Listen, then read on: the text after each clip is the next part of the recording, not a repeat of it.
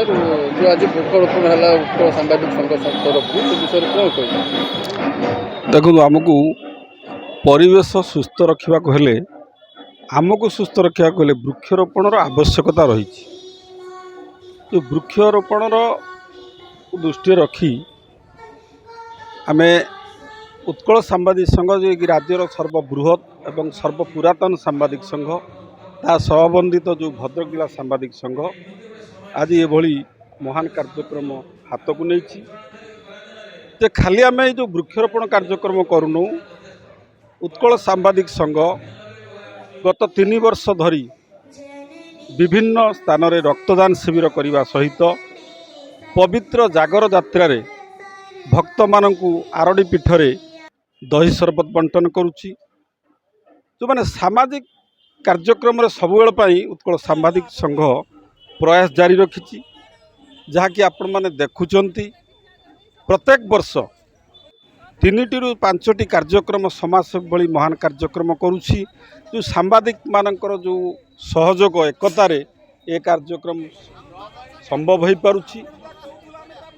ଯେତେ ପ୍ରକାର ଦାନ ଅଛି ସମାଜରେ, 64 ପ୍ରକାର ଦାନ ଅଛି, ତାହା ଭିତରୁ ରକ୍ତଦାନ ଗୋଟେ ମହତ୍ କାର୍ଯ୍ୟକ୍ରମ। ରକ୍ତଦାନ କରିବା ସହିତ ବୃକ୍ଷଦାନ ଗୋଟେ ମହତ୍ କାର୍ଯ୍ୟକ୍ରମ। ଯେଉଁ ବୃକ୍ଷ ହେଉଛି ମଣିଷର ଜୀବନ, ବୃକ୍ଷ ବିନା ଆମେ ବଞ୍ଚିପାରିବା ନାହିଁ।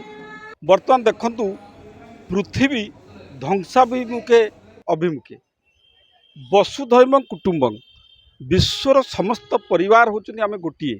କିନ୍ତୁ ଆମମାନଙ୍କ ଭିତରେ ଯେଉଁ ଅହଂଭାବ, ଈର୍ଷା, ଯେଉଁ ଗର୍ବ ଆମ ସମସ୍ତଙ୍କୁ ଏମିତି ଭାବରେ ବୁଡ଼ାଇ ରଖିଛି। ଦେଖନ୍ତୁ, ଦେଶ ଦେଶ ଭିତରେ ବର୍ତ୍ତମାନ ଯୁଦ୍ଧ, ରୁଷିଆ ୟୁକ୍ରେନ୍ ଯୁଦ୍ଧ, ଆପଣଙ୍କର ଇସ୍ରାଏଲ ଇରାନ ଯୁଦ୍ଧ, ବିଭିନ୍ନ ଦେଶ ଭିତରେ ଯେଉଁ ଯୁଦ୍ଧ ଚାଲିଛି, ଯାହାଫଳରେ ଏ ଯେଉଁ ଜଳବାୟୁ ପରିବେଶ ଦୂଷିତ ହେଉଛି। ତେଣୁ ଆମକୁ ଦୂଷିତରୁ ବଞ୍ଚିବାକୁ ହେଲେ ବୃକ୍ଷରୋପଣର ଆବଶ୍ୟକତା ରହିଛି।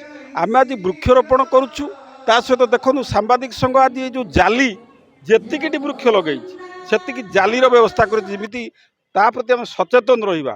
ଗୋଟେ ବାଉଣ୍ଡରୀ କମ୍ପ୍ଲେକ୍ସ ଭିତରେ ଯେଉଁ ଆଜି କାର୍ଯ୍ୟକ୍ରମ ହୋଇଛି, ଗତ ବର୍ଷ ଆମେ ଗାନ୍ଧୀବାଳ ଆଶ୍ରମରେ କରିଥିଲୁ, ଆଜି ମନମୋହନ ସଙ୍ଗୀତ ପରିସରରେ ବି କରୁଛୁ, ଯେଉଁଠି ବୃକ୍ଷର ଯତ୍ନ ନିଆଯାଇପାରିବ।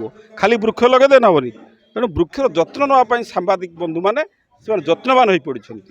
ତେଣୁ ଆମେମାନେ ଯେଉଁ ନିଜ ଗୋଡ଼କୁ ନିଜେ କୁରାଢ଼ିରେ ହାଣୁଛନ୍ତି, ଆମେ ଯେଉଁ ଗଛକୁ ଆଜି ହାଣି ଦେଉଛନ୍ତି, ଯେଉଁ ହାଣିବାର ଯେଉଁ ଆଜି ଯେଉଁ ତା'ର ଅବସ୍ଥା, ଯେଉଁଭଳି ଗରମ ହେଉଛି, ଗରମ ଜଳବାୟୁ, ଯେଉଁ ଶିଳ୍ପାୟନ ପାଇଁ, ରାସ୍ତା ପ୍ରଶସ୍ତିକରଣ ପାଇଁ, କୋଠାବାଡ଼ି ପାଇଁ ଯେଉଁ ଗଛକୁ ହାଣୁଛନ୍ତି। ତେଣୁ ଗଛ ଯଦି ଆବଶ୍ୟକତା ପଡ଼ୁଛି ହାଣୁଛନ୍ତି, ତା ଭିତରେ ଗଛ ଗୋଟିଏ ହାଣିଛନ୍ତି, ଯଦି ତା ବଦଳରେ 15ଟି ଗଛ ଲଗାଇବା ଦରକାର।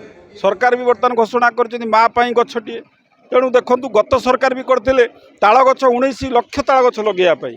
କାହିଁକିନା ଡେଙ୍ଗା ମୁଣ୍ଡରେ ଠେଙ୍ଗା ଭଳିଆ ତାଳ ଗଛ ଲଗାଇଲେ କ'ଣ ହେବ, ଯେଉଁ ବିଜୁଳି, ଯେଉଁ ଘଡ଼ଘଡ଼ି ମାରୁଛି, ବଜ୍ରପାତ ହେଉଛି, ଯେଉଁ ଲୋକ ଆଜିକାଲି ମରିଯାଉଛନ୍ତି ବହୁତ ଭାବରେ ଦେଖୁଥିବେ, ପ୍ରତିଦିନ କେଉଁଠି ନା କେଉଁଠି ମରୁଛନ୍ତି। ଯେଉଁ ତାଳ ଗଛ ଲଗାଇଲେ କ'ଣ ହେବ ନା ଡେଙ୍ଗା ମୁଣ୍ଡ ଠେଙ୍ଗା ଭଳିଆ ସେ ତାଳ ଗଛକୁ ଚଢ଼ ଚଢ଼ି ବ୍ରଜଘାତ ମାରିବ, ଯେଉଁଟାକି ଆମେମାନେ ବଞ୍ଚିପାରିବା। ତେଣୁ ବୃକ୍ଷରୋପଣର ସବୁଠି ଆବଶ୍ୟକତା ରହିଛି। ଆଜି ପିଲାମାନଙ୍କୁ ଆମେ ଏଠି ସଚେତନତା ଖାଲି ବୃକ୍ଷରୋପଣ ଆମେ କଲୁନୁ, ପିଲାମାନଙ୍କୁ ଆମେ ସଚେତନତା କରାଇଲୁ। ଆମର ମୁଖ୍ୟ ଚିକିତ୍ସାଧିକାରୀ ଆଜି ଭଦ୍ରକର ଯିଏ ଡାକ୍ତର ସୁଧୀରଞ୍ଜନ ନାୟକ ଆସିଥିଲେ, ଜଣେ ଶିକ୍ଷାବିତ୍ ବାଦଲ ମହାପାତ୍ର ଆସିଥିଲେ ରୋଟାରିଆନ୍, ଆମର ଜଣେ ଆଖଣ୍ଡମଣିକର ଅଧ୍ୟକ୍ଷ ନିହାରଞ୍ଜନ କର ଆସିଥିଲେ, ବରିଷ୍ଠ ସାମ୍ବାଦିକ ନିହାର ଦାସ, ଆମର ଯେ କମିଟିର ଆବାହକ ଯେ ରାଜ୍ୟ ମେମ୍ବର ଅଛନ୍ତି, ଆମର କମିଟିର ଜଣେ ଅବିନାଶ ପଣ୍ଡା, ତା ସହିତ ଆମର ଅପୂର୍ବ ଏଠି ଯେ ଜିଲ୍ଲାର ସମ୍ପାଦକ ନେଉଛନ୍ତି ରାମନାଥ ପାକଳ, ଅବଦୁଲ ଫିରୋଜ, ସଞ୍ଜୀବ ନାୟକ, ସାହୁ, ସେଠି ଧାମନଗରରୁ ଆସିଛନ୍ତି ଜାଫର, ସୁଶାନ୍ତ ରାଉତ ପାଖରୁ ଆରମ୍ଭ କରି ବାସୁଦେବପୁର ରାୟ, ତିହିଡ଼ିରୁ ସୌଜନ୍ୟ ପାଣି, ବହୁ ବ୍ଲକରୁ ଆମର ଆଜି ସାମ୍ବାଦିକ ଭାଇମାନେ ଆସିଛନ୍ତି, ଏଭଳି ସଚେତନତା କାର୍ଯ୍ୟକ୍ରମ କରିଛନ୍ତି। ତା ସହିତ ବିଭିନ୍ନ ସଂଗଠନ ଏଥିରେ ଆମକୁ ସହଯୋଗ। ଆମର ଉତ୍କଳ ସାମ୍ବାଦିକ ସଂଘର ଯେଉଁ ଭଦ୍ରକ ଶାଖା ତରଫରୁ ଯେଉଁ ଆଜି ବୃକ୍ଷରୋପଣ ଆମର ମନମୋହନ ସଙ୍ଗୀତ ପରିଷଦରେ ହେଲା, ସେଇଟା ଅତି ଗୋଟେ ସୁନ୍ଦର କାର୍ଯ୍ୟକ୍ରମ। ଆପଣମାନେ ଜାଣିଥିବେ, ଆମର ଭଦ୍ରକ ଜିଲ୍ଲାରେ ପାଖାପାଖି ଆମର ନର୍ମାଲି ରହିବା କଥା 30% ଗଛ ରହିବା କଥା ପ୍ରତ୍ୟେକ ଜିଲ୍ଲାର, କିନ୍ତୁ ଆମର ଭଦ୍ରକ ଜିଲ୍ଲା ଏମିତି ଏକ ଜିଲ୍ଲା ଓଡ଼ିଶାର ଯେଉଁଟାକି ମାତ୍ର 6%ରୁ ବି କମ୍ ଗଛ ଅଛି। ଯାହା ଆମର କିଛି ଗଛ ଅଛି, ଜଙ୍ଗଲ ଅଛି, କେବଳ ଚାନ୍ଦବାଲି ପାଖାପାଖି ଅଛି। ତେଣୁ ଆମର ସମସ୍ତଙ୍କର ଚେଷ୍ଟା ହେବା ଦରକାର ଅଛି ଯେ ଆମେ ସମସ୍ତେ ଗଛ ଲଗାଇବା। ଆପଣମାନେ ଜାଣିଛନ୍ତି ଗଛର କେତେ ଉପକାରିତା ଅଛି। आमे समस्ते गछ लगातु कम से कम निज जन्मदिन बा जो मुख्य पर्वपर्वाणी अच्छी से गछ लगातु ये गछ लगवाटा जागरणटा गोटे बार्ता जाऊ जपरी एवं चली गोटे नुआपाई गछटे वृक्षटे सेमती यहाँ गोटे आज करागला यहाँ गोटे बार्ता समाज दवापाई जे आज गछ आम आवश्यक अच्छे समस्ते कम से कम गछ लगे सबुजमाटा बढ़ा। परिचय मु सुजय पाकल भद्रक जिला सांबादिक संघर कैशियर आज पूर्व पुरातन सर्वबृहत जो उत्कल सांबादिक संघ तार आनुकूल्य आमर मनमोहन परिषद संगीत महाविद्यालय आनुकूल्य आज वृक्षरोपण तार करिछि। गत वर्ष भली ए वर्ष मध्य वृक्षरोपण करिछि। वृक्षरोपण करने सहित प्रत्येक वर्ष शरबत बंटन करुच्ची एवं महतदान जो रक्तदान महतदान भाया रक्तदान महतदान भाया रक्तदान भी करुच्ची। कथा कह गले गछ आमर प्रकृतर बंधु आम देखीचु किए आमको हेल्प कले आम बंधु बोली कही था कि गछ निस्वार्थपर भावे से आमको प्रत्येक दिन प्रत्येक मुहूर्त आमको से साहाय्य कर आसुमिति आम प्रत्येक दिन आम 11,000 लिटर आम ऑक्सीजन ग्रहण करुचु एयर ग्रहण करुचु। तेणु ये ऑक्सीजन नहले मनीष बंचीपर ना। कोरोना समय ऑक्सीजन अभाव केते क्षयक्षति होती आम देखीचु। तेणु ऑक्सीजन निहाती आवश्यकता अच्छी। गछ आमको फूल फल एवं औषध एवं जालनी जहाँ आम दरकार अच्छी मनीषपाई गछ आमको निस्वार्थपर भावे आमको जोगे दी आसूची।